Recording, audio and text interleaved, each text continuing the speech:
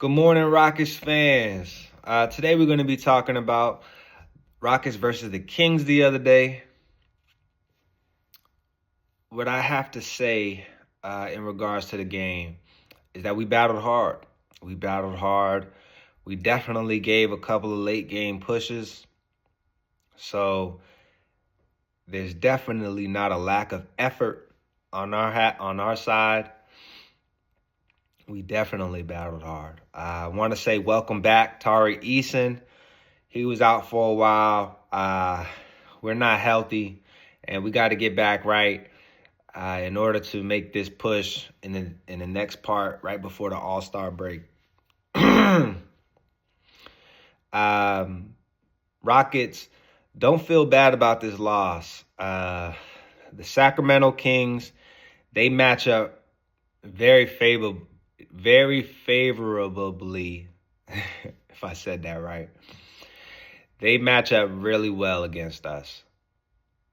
It's hard to beat two quick guards, two shooting guards that are three-level scorers, and then you got DeMar DeRozan, who seems like he just wants to have his best games of the season against us. I mean, as you should, right? I mean, that was a nationally televised game. My suggestion, you don't want to see these guys in the first round because it's going to go 7. It's going to go 7. It's going to go 7. Don't want to see those guys in the first round. Avoid them at all costs because they're not playing up to the level of talent that they have. They are talented enough to be 4 or 5 or 3 seed if they play to their full potential. But as of right now, they're in the play-in tournament if the playoffs were to start tomorrow. So, yeah, I don't advise us trying to seek that matchup in the first round. It's our first time in the playoffs. All of those guys are very seasoned when it comes to the playoffs. That's not a good matchup for us.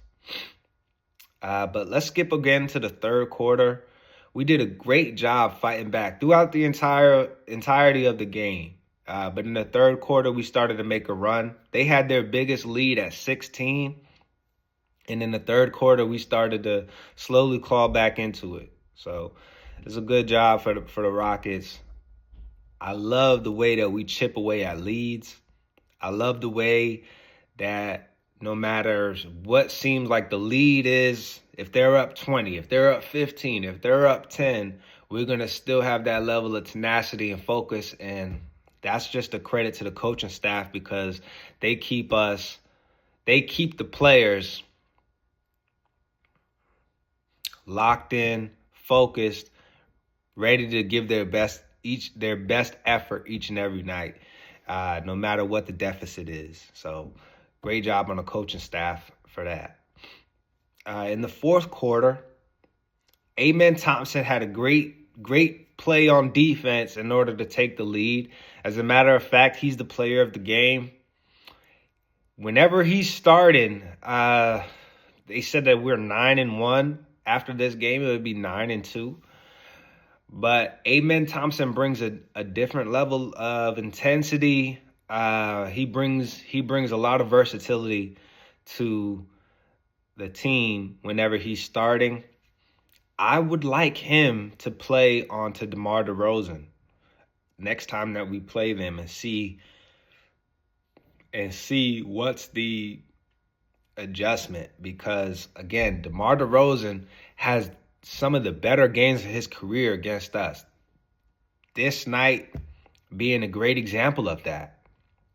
Dude hitting fadeaway jumpers, getting to the free throw line, making 3-pointers, even though he's not known for his 3-point shot. But again, they got three-level scorers on that team: Monk, Fox, and DeRozan. And it's just like one of those pick your poison type things. But again, DeMar DeRozan, he decides that he wants to get up out of his funk and play his best games against us. So, I mean, all you got to do is just give credit where credit's due. He's a great player.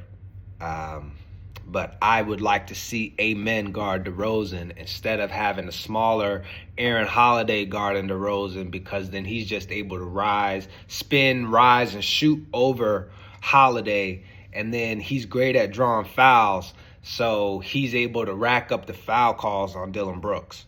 And we need him later on in the games because he's a great three-point shooter. He's going to play hard. So I'd like Amen Thompson to play on DeRozan. I'd like Dillon Brooks to play on Monk. And I'd like the Aaron Holidays of the world to play on Fox, because I think a Holiday is a little bit more crafty. Although Fox is super quick, super fast, I'd like to see that matchup. I think that the people that we decided to put on that three-headed monster over there with the Kings, we didn't have the best matchups that we could have gone. Also, we struggled against the 2-3 zone. What the adjustment is for that, I would like to see Sengun,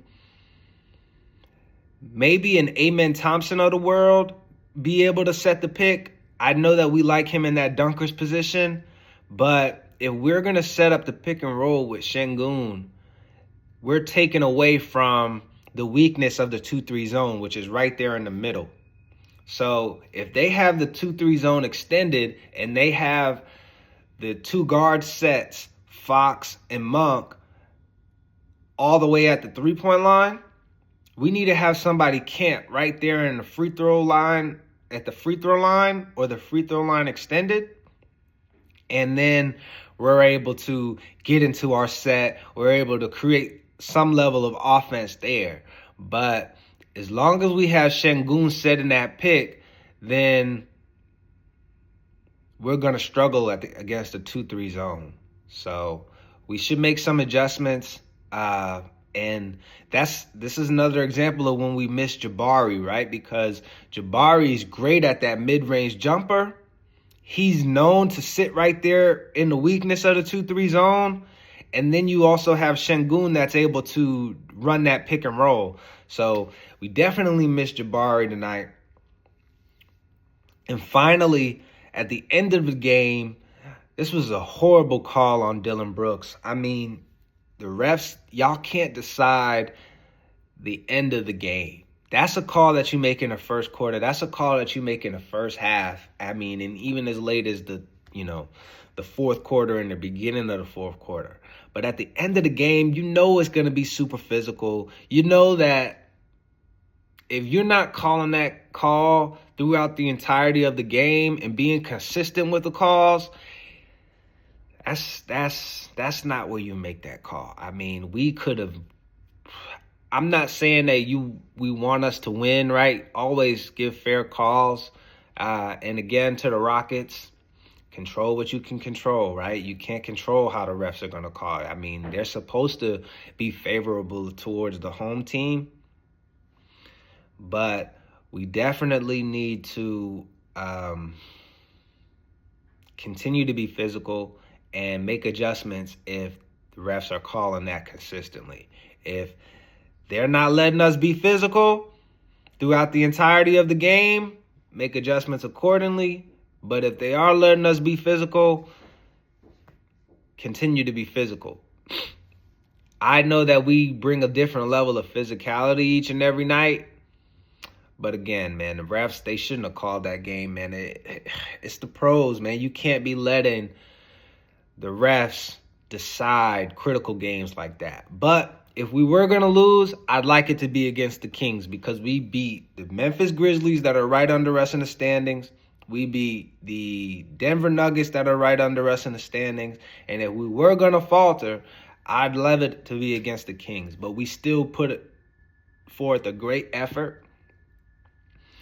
And Dillon Brooks, man, keep playing hard, bro. That was amazing. That was amazing, and we definitely fought back well. But the player of the game, Amen Thompson, and what's for the birds is the refs deciding the game late.